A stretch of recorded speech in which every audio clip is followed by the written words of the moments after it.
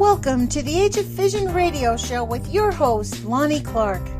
Our dedication to living life joyfully allows us to confront the reality of unmitigated deception and political denial of the harm caused by nuclear and chemical contamination. We demand an end to corporate control of science and suppression of facts for political and financial gain. We are not assets on a balance sheet. We must honestly work together to remediate damage to benefit our planet and humanity. Remember, happiness is resistance, and love is greater than fear. Join the Age of Fission radio show on Spreaker.com. Search for Lonnie Clark for all our podcasted shows. Podcasts are also on YouTube at nutzforart. nutzforart. Thank you for being part of the solution.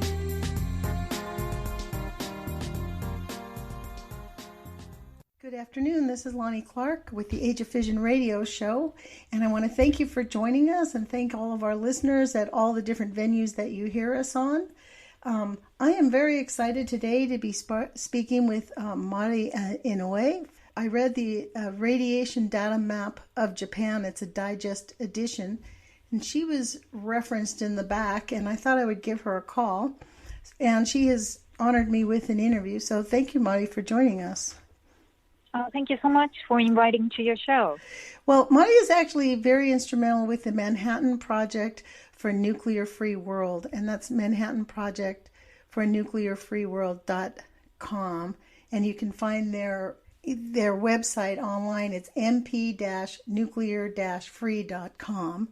So I encourage everyone to go there and take a look at all the information that they have posted up, because it is a plethora of information on how we can stop the lies, basically. So, Mari, one of the things I really wanted to ask you, I read this radiation data map. You guys gave me permission to read it on my YouTube channel, and I've talked about it here on my radio show a little bit.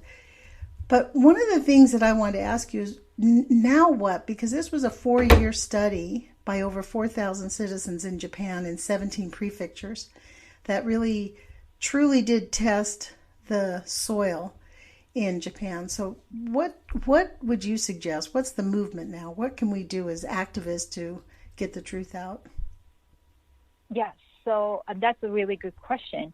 The significance of this data map or this inspiring project in Japan is that something that we might be able to do here in the United States, because so many communities are affected by radiological contamination because of the nuclear weapon testings or nuclear weapon facilities, or from radiation leaks from nuclear power plants.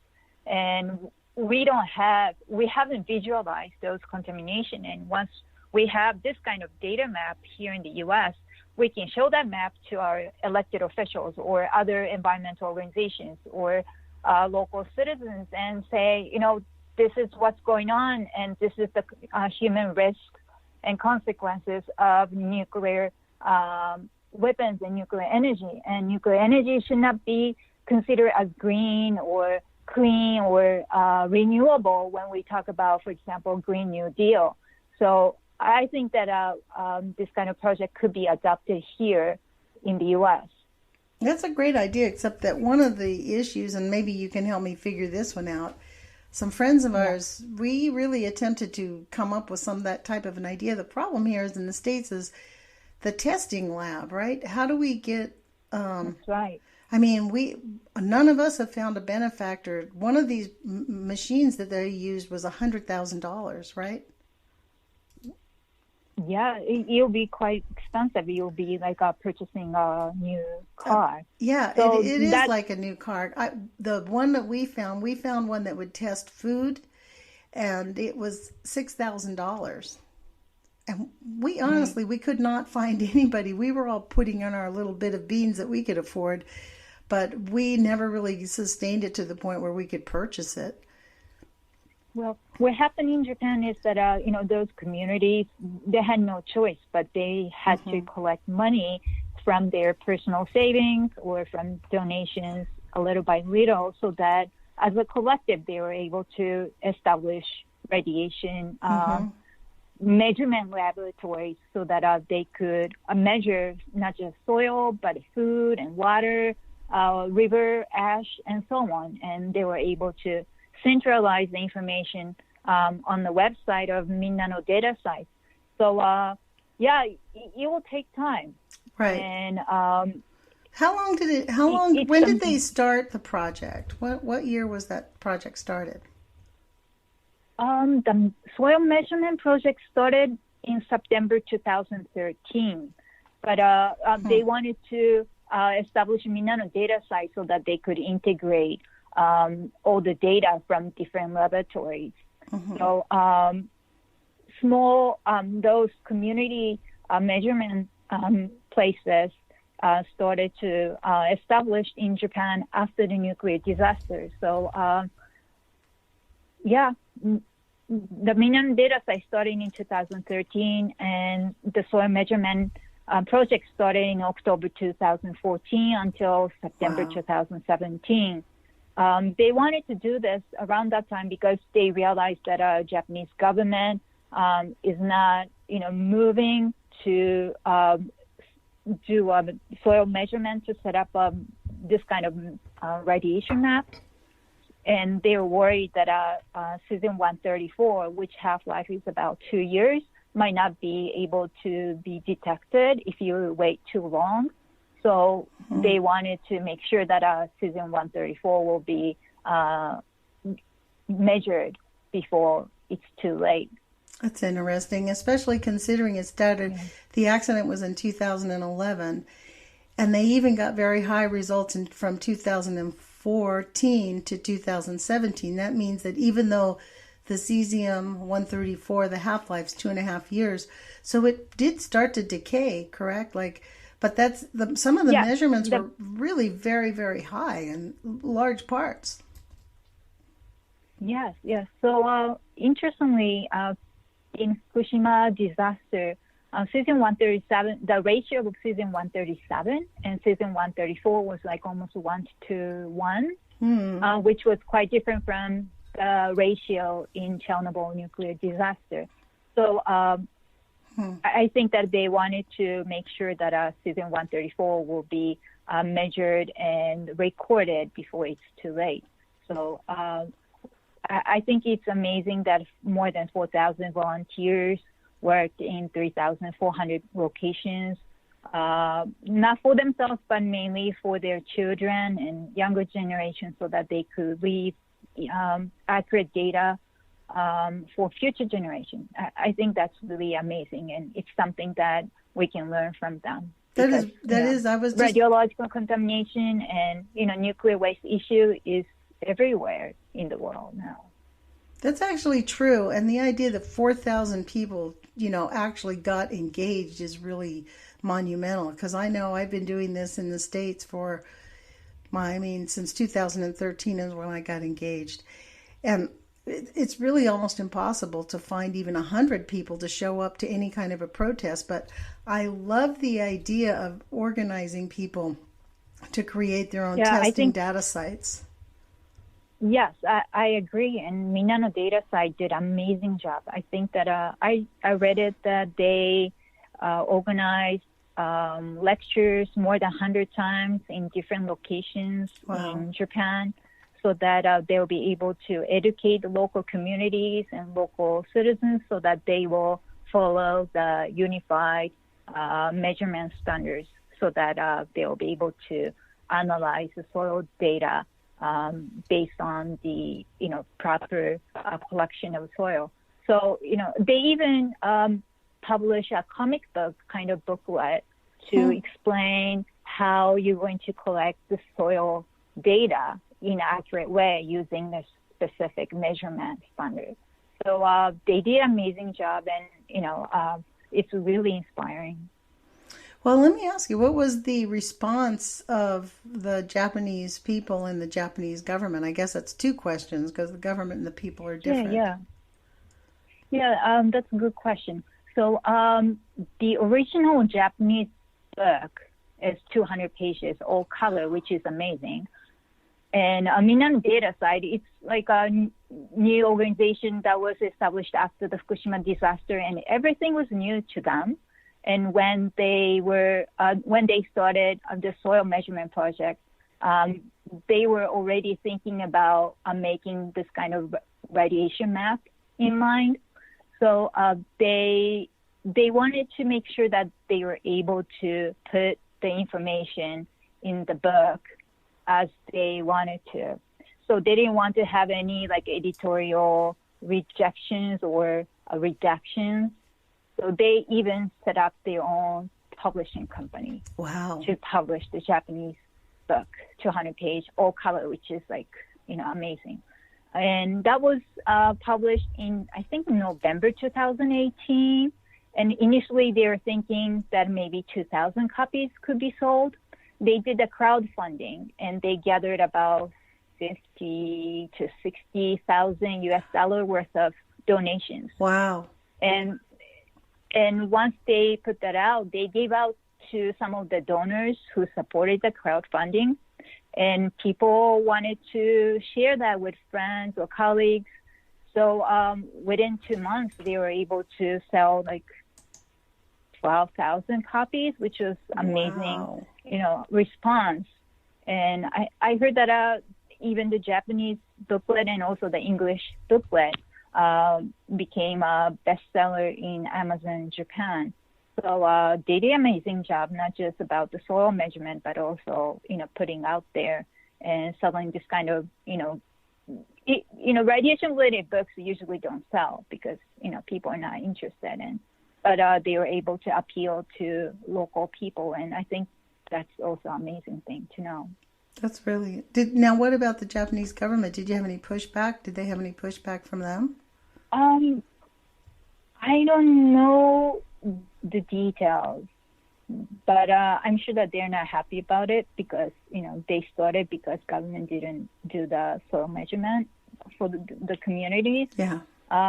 But I haven't seen any official statements from the government. But, now they have tensions with the Korean government in terms of releasing radioactive water into the Pacific, and Korean government doesn't want that. And, Korean civil society groups are also against it. So, Fukushima nuclear disaster is not just a local issue. It became a, global issue, diplomatic issue as well. So, yeah.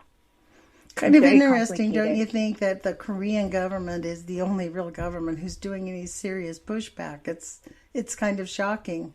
I mean, that the International Atomic Energy Agency basically said, you don't have a choice, you have to release the water. You're just going to have to pour it in there because there's nothing you can do. And I mean, it's incomprehensible. Yeah. I find that this whole thing is, we hear in America, I've heard people say, well, if I was in Japan, I would leave. Well, it's not easy to leave. As anybody living in the United States finds out, when you're living in a contaminated zone, even if you're not locked by living on an island like the people in Japan are, it's not easy to leave your home, period. It's just not easy. And it took me a while as an American to really comprehend that, because when I got involved with the people in St. Louis who were living with excessive amounts of nuclear contamination, I thought if I lived there, I would have fled. But, they want to fight. People want to fight to have the land that they deserve. Like, we do not have to have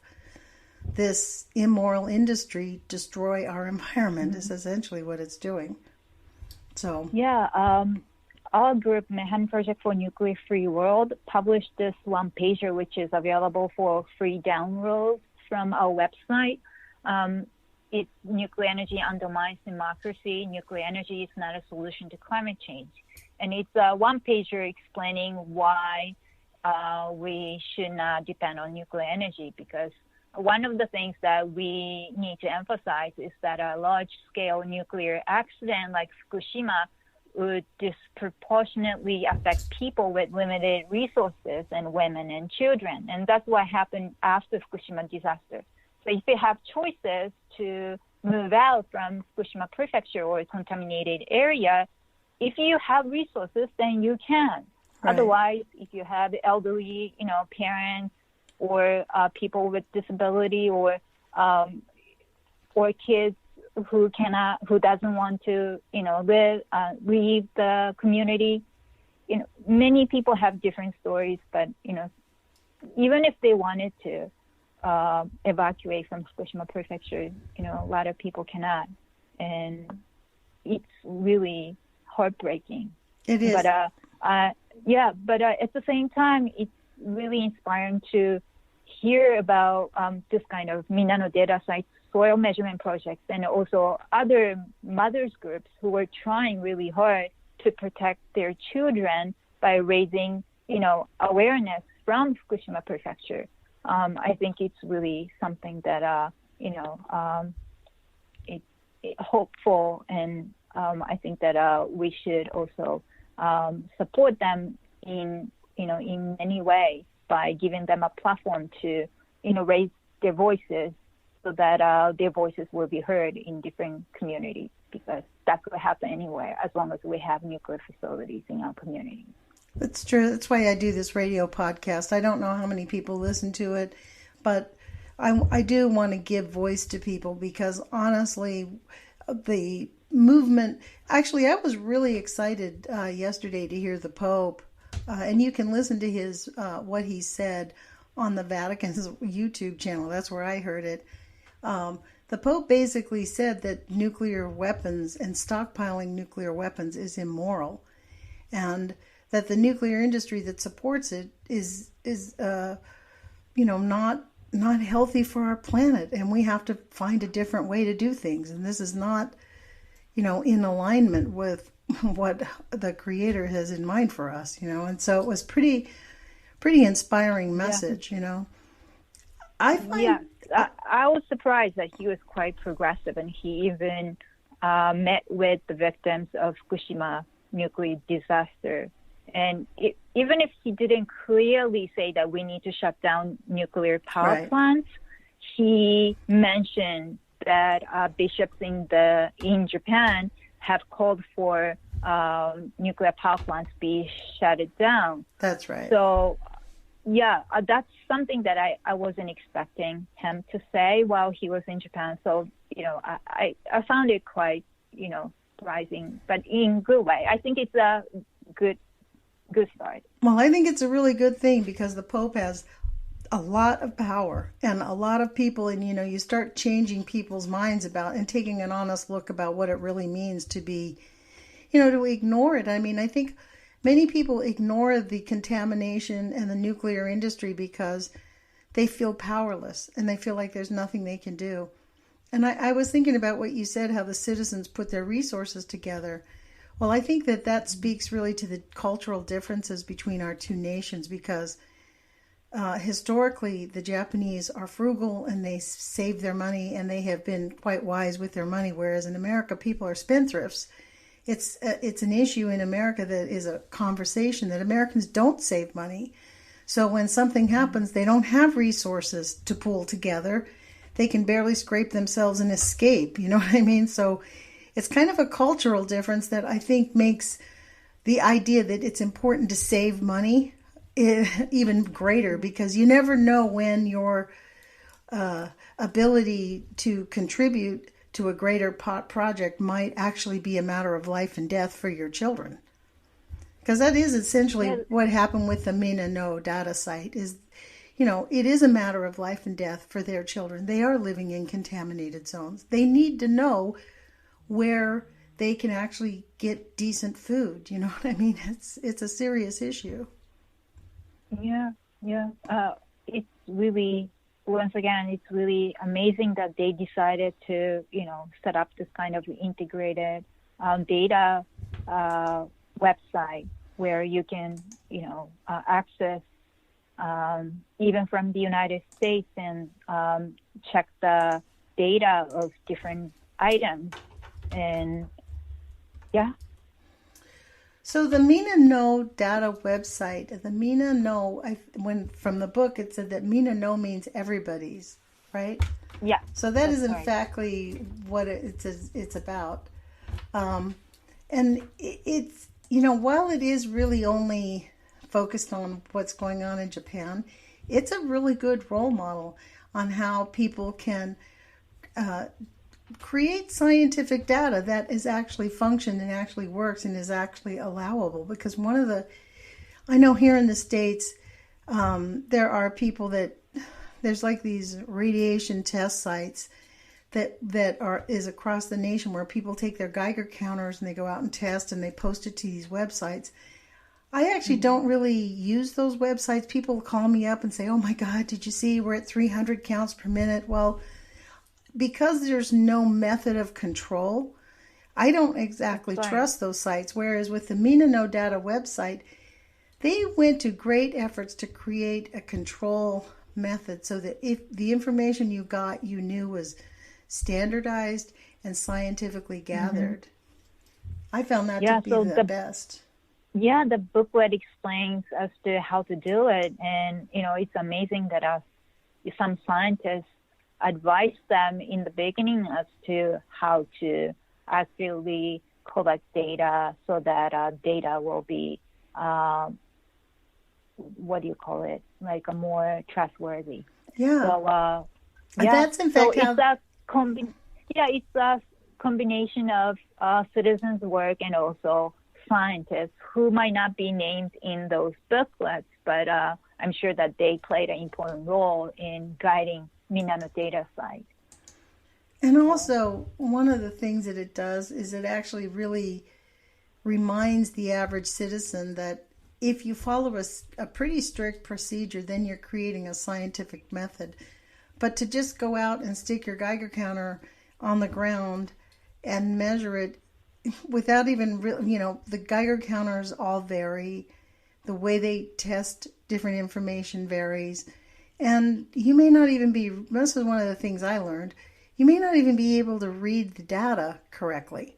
Like that, it is a scientific issue here. So it does take some effort to train ourselves into how to do this. I was reading about the Pope this morning talking about, this issue that he's saying that nuclear weapons is immoral. And at the bottom of the story was a woman who gave her testimony about what happened to her and how, most of her life she was cancer free. She had suffered some scars and burns and was really, what do you call them? Not mutated, but scarred, very severely scarred from the bombings. But most of her life, the writer wrote, most of her life she was healthy. Well, then in 2015, she got very sick and had her stomach taken out, and now she's dying of cancer. And it reminded me that is, in fact, that pattern of fact pattern is exactly what the nuclear industry counts on. Like in 2020, we're going to have the Olympics, and we are sending our best athletes, the young people, even our para-Olympics are going. People with handicaps are going there. And they may not show any immediate contamination exposure. It might take 50 years for them to happen. And so this is the gravity of what people need to, I think we need to just shake in the minds. Like, just because you can't see it doesn't mean that it is not negatively impacting your future and your life. Right. So a certain part of Tokyo has hotspots, and there are groups collecting data of those hotspots and uploading the information online. And recently, Tokyo Shimbun, which is one of the major local newspaper, published a very interesting article about hotspots in Katsushika Ward, Tokyo. In a park, some of the locations are really, really contaminated. And I'm glad that a major newspaper like Tokyo Shimbun reported the kind of contamination in Tokyo, because that kind of reporting should be seen more often. And after the nuclear disaster, somehow, media, mainstream corporate media usually stopped talking about radiation or contamination related issues, and in order to host Tokyo Olympics. In 2013, Prime Minister Abe told a lie to the world that Fukushima Daiichi nuclear power plant is under control when it was not. It is still releasing radioactive. It's contaminating the water, land, and groundwater in Pacific Ocean, and they have contaminated water in their facilities, which they don't even know what to do, other than releasing a plant which is dumping in the Pacific Ocean, or moving to another part of Japan and dump there, which is the same thing. So I hope that media will, not just independent media, but corporate media should, will talk more about what's going on after the Fukushima disaster and give a platform for those who are still suffering from that disaster. Well, I don't expect the American mainstream media to do that because they own the nuclear industry. They're part of the this is the thing, the octopus, it's like this big octopus with tentacles. They own the American media, and they have big, deep hands in fact, in coal and in nuclear. I mean, in the most dirtiest forms of energy. So that's why we don't see it. It's almost like a blanket conversation. You just can't even see it here in the United States. I do have a question that it's kind of a big question. Maybe I'm not asking you to speak for everybody in Japan, but you have gone back to Japan. You live here in the States, but you go there regularly. When you go there, what is the conversation around, especially for those people that are aware and pay attention to this? How does that feel knowing? I mean, many sites in the United States are highly contaminated, but very few people know about it. But when you come into a big city like Tokyo, where you know that there's hot spots, those people living in those hot spots areas, how does that affect them? I mean, how does it affect their mental health? And, one of my goals of doing this show is to teach people and to show and to role model that just because we have this big challenge doesn't take the joy out of living, that there's a lot to live for. But how does that affect the people in Tokyo? Well, I'm from Tokyo, and I have friends there. But that's a very good question, because when I go back to Tokyo, I don't talk about radiation with friends because they don't talk about it. Mm-hmm. I wear masks when I walk around streets in Tokyo. Hmm. Yes, just regular masks that you can buy in any pharmacy. Mm-hmm. But is that common? Well, some people do wear masks, but a lot of people don't. And unless you're talking to someone who are involved with the radiation-related issues, I don't think, radiation-related topics will come out when you're talking to them. And I don't want to, talk about that to make them uncomfortable because they live there. I don't live there. I get that. Even if I think that, even if that, Well, you live in New York City, right? Evacuate. Well, it's kind of like talking to people in New York City, where the Indian Point nuclear power plant is putting in 66,000% over the allowable limits of tritium into the Hudson Bay, and has been doing it for at least 5 years. So there's high levels of radioactivity in New York City, and there's no emergency plan. Everybody living in New York City is kind of living on a cracked egg. You know what I mean? You live near a cracked egg, and at some point, it's going to, it's a crapshoot whether you'll be able to get out safely or not. So no one's going to stand around talking about that. You know what I mean? That's right. Yes. I remember that as soon after Fukushima disaster, U.S. Embassy in Tokyo recommended U.S. citizens in Japan to evacuate from 50 miles radius from the Fukushima Daiichi. And that standard will never be used here in the U.S. if there's a nuclear accident here. That's true. I found it quite interesting that NRC and U.S. Embassy State Department recommended, U.S. citizens in Japan to evacuate from 50 miles radius. So that's, another thing that people don't know that they have different standards here and there. You see, actually, it's safer in Japan. To be honest, our standards in the States are like there is no emergency. Most nuclear power facilities have no evacuation plan whatsoever. Their plan is don't tell anybody. That's their plan. If I really firmly believe if the power plants in Japan had not blown up and we didn't see them explode, I don't think we would have known the gravity of the situation. I think they would have not told us. But I know for sure in the States, Indian Point has no evacuation plan. The San Onofre nuclear power facility, if they have any leaks there, it's a closed down facility, no emergency plan.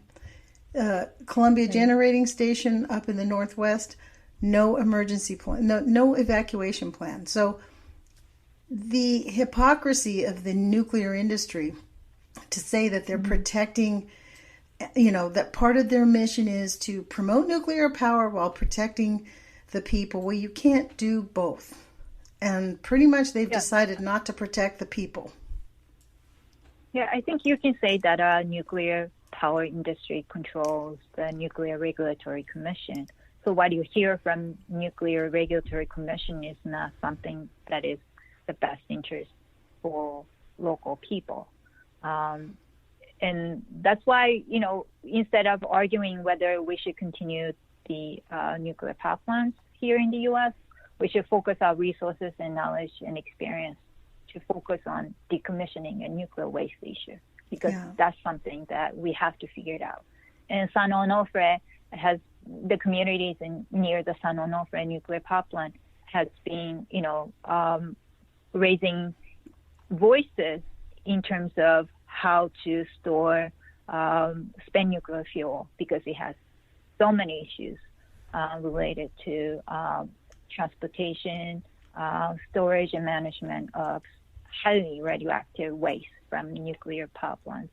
And that will be a major issue here in the New York City when Indian Point shuts down in a couple of years.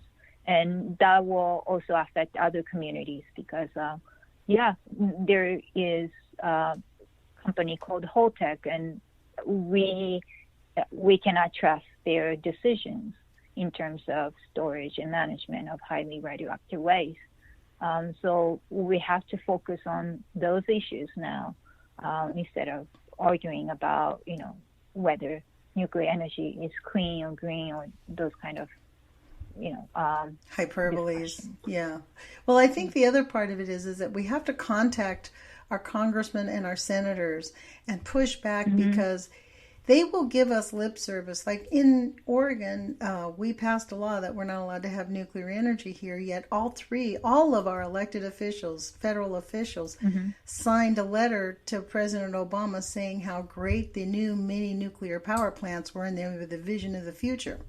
So it's up to us to pay attention and to push back. But when I call my congressman's office, I think that we ought to be pushing back at the science industry to demand that they put money into how do you reverse the contaminate? How do you make the nuclear stop being fissionable? How do we bring it back? How do we reverse it? There's been practically no science.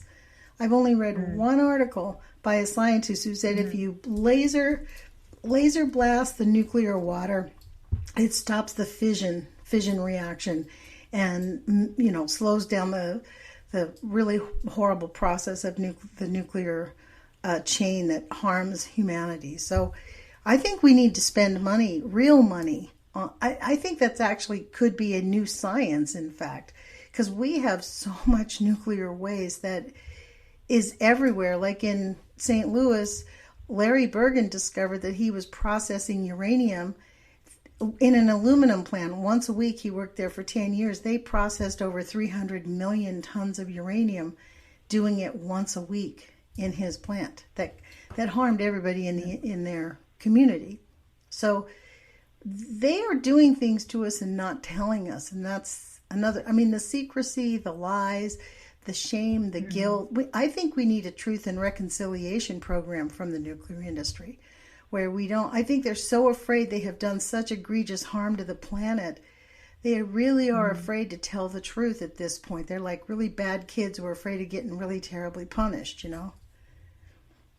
And I think that we need to have a truth and reconciliation program where we just, you know, stop the lies and just tell the truth, because that's the only way that will really set us free, you know?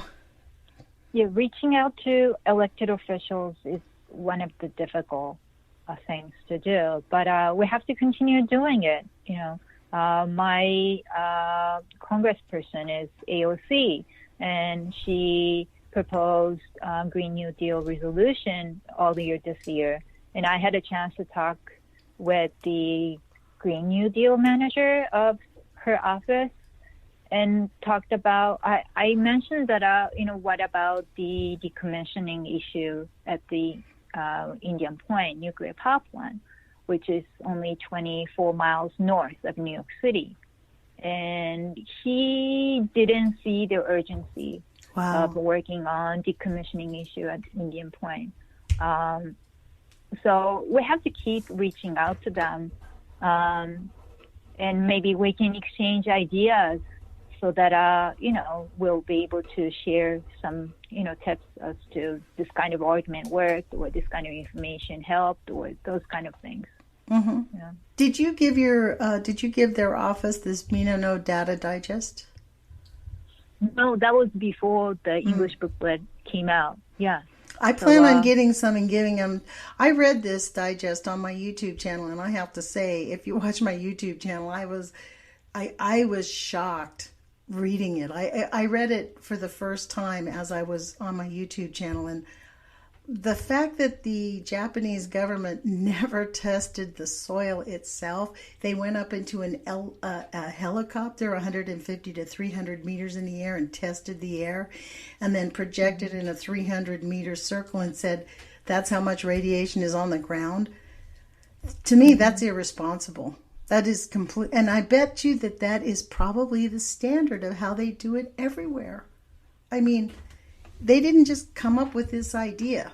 You know, it's not just them being bad. It's my guess is it's all of them. And so I plan on getting some of these booklets and giving them to my congressmen and my senators. And because, you know, I have met regularly with Pete DeFazio, who's my congressman, Ron Wyden, and Jeff Merkley. They know that this is an issue for us because we want to close the Columbia Generating Station here in the Northwest. And they know it's a serious issue, and yet the money that they get from the nuclear industry ties their hands. They don't say that, but that is what it is. Yeah. I know it's kind of sad that we're in this place of having bought out politicians that, you know, really are putting, you know, in my intro, I tell them that, you know, we're not assets on a balance sheet, but actually they think we are assets on a balance sheet. Yeah, it's really difficult to explain, but I think Fukushima and Chernobyl disasters are two terrible experiences that we experience as a planet, and we should learn lessons from them. And even 3 Mile Island. 3 Mile Island was a disaster. Yeah, I mean, that was terrible also. You know, I think it was Nancy Faust from NEARS. She discovered that at 3 Mile Island, they never tested the women and children. Never. They never tested them. And they really never tested anybody for 5 years afterwards. So it's unconscionable, the methodology of the nuclear industry for profit. All the secrecy. Yeah. This is why I love the Pope coming out and saying, you know, we've got to stop this business of putting the needs of humanity after profits. That's essentially what his message was, that the nuclear industry is thriving because they are using fear as a tactic. Like my political science teacher said, that nuclear weapons are very effective in keeping people from having nuclear war because they're so afraid of the consequences. I think about a week ago, he mentioned in different forums that he used the word ecological sin, and he emphasized that we should pay close attention to those, wrongdoings by corporations that are harming the environment. And, he's right. And, that's something that, law should catch up with because, there's no rules or regulations or, enforcement system here in, developing countries. Developed countries like United States and Japan, where those large corporations, those huge polluters are just left, unpunished. So, yeah. Well, think about the undeveloped countries. Like one of the issues about the Ukrainian, this whole thing about Ukraine is there's 2 nuclear power facilities in Ukraine. Like that is in fact a lot. I thought when Putin started to take over Ukraine, that's what he was after. He wants all, and think about what's going on in India. They're developing nuclear facilities there, and imagine the ecological disasters because it's not complete. If nuclear contamination was orange and we could see it, we would not have a single open nuclear power facility on the planet. That's right. Yeah, we cannot feel it, we cannot taste it, we cannot see it. So it's really easy for nuclear industry to tell lies because people are not, educated enough to understand nuclear technology. Most of us do not have knowledge unless you have a chance to learn about it, and they take advantage of that. Well, I've been doing this for 5 years. If anybody tried to ask me how it really works, I couldn't honestly. I am not a science person. I just know that it does cause serious damage that shows up later. That's their ace in the hole. That's the thing that they count on. Is it most of the time it's not immediately apparent, and when it is immediately apparent, there's plenty of other pollutants in the environment to blame it on. I think that's in fact why they unregulated a lot of other contaminants, because they can't prove that it causes diabetes. They can't prove that it causes autoimmune diseases.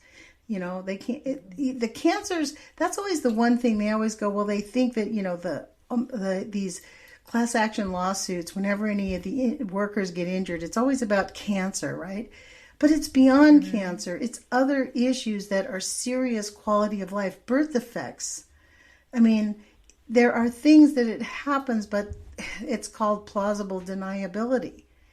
And it really is going to take for some person with mega power and mega money to actually grow a heart. Like the Grinch that stole Christmas, the hearts need to go a little bit 2 sizes, because right now their hearts are shutting down and they're literally killing humanity. Yeah. After the Chernobyl disaster, I don't know exactly how many years after the disaster, but Ukraine adopted a very unique article in their constitution, which is Article 16. Can I read that for you? Please do. Yes, so Article 16, providing of ecological safety and support of ecological equilibrium on territory of Ukraine, overcoming of consequences of the Chernobyl catastrophe is the catastrophes of planetary scale, saving of gene pool of the Ukrainian people is the duty of the state. Wow. I think that this is the only constitution in the world which talks about, the duty of the state. The gene pool. Nuclear disaster. Yeah. Wow. I don't think Japan will adopt this kind of, article in their constitution. We have about 7 minutes left. Do you think that there is any way that we could get some type of a world movement to stop the 2020 Olympics, or do you think it's just way too late? Well, I think recently Beyond Nuclear issued a newsletter, and it focused on campaigns that started by IPPNW Germany about Tokyo Olympics and health consequences of Tokyo Olympics. So if you're not aware of their campaign, which is amazing, you should go to their website or read that. I did see it. And Beyond Nuclear. Yeah. But I mean, that's really the only people that I've heard of that are really making an effort to And that's in Germany, right? Not even here in the States. Yeah. And so the States were latching on, but again, I'm nonplussed that we are moving ahead. I think it's about the effort to normalize nuclear contamination so that we expect nuclear contamination and then we ignore the negative effects because there are so many other contaminants in the environment that they can blame it on that the nuclear industry just absolutely refuses to accept responsibility. Yeah. That's good. Wow. Well, is there anything else that you would like to share with the audience? Anything that we have not talked about that you'd like to share in these last few minutes?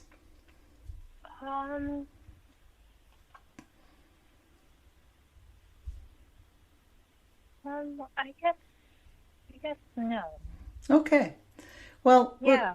Look, Mari, I really appreciate your efforts and everything that you've done, and I know that you were legal counsel for these people on the Inoue data site in this digest and getting it done here in the States. I would really strongly recommend that everybody do go to the Inoue. It's called minanods.net, and it's en.minanods.net. And poke around on that website and look around to see what you can do in your own community to create a group of people to start gathering evidence to find out what's in your community, because I guarantee you it's all there. And also, I strongly suggest that you go to the Manhattan Project for a Nuclear-Free World, and that is mp-nuclear-free.com. And definitely that letter that you were talking about, it's the open letter legislation to address the urgent threat of climate change. Is that what you were talking about earlier? Yeah. Yeah, it's really... And also, we have a YouTube channel, and we post some of the testimonies of people who were affected by Fukushima disaster. So that has English subtitles. So that will also give you some idea what kind of hardship they had to go through after the disaster and what kind of current issues that they're facing. So that is also something. Well, tell me that. What's the name of the YouTube channel? Manhattan Project for Nuclear-Free World. I did not know you had a YouTube channel. I'm actually a YouTuber, so I'm actually going to subscribe to you because I did not know that. So thank you for sharing that. Oh, you're welcome. Well, Mari, thank you so much for joining us. And to all of our listeners, you've been listening to Lonnie Clark with the Age of Fission radio show with Mari Inoue. And she works for the Manhattan Project for a Nuclear-Free World.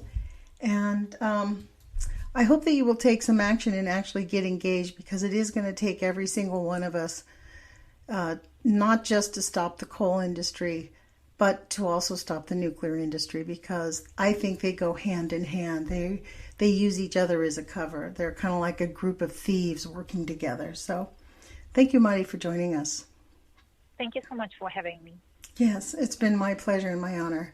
We'll talk to you guys next week. And again, remember, happiness is resistance and love is greater than fear. Put your courage feet on, you guys. We'll talk to you soon.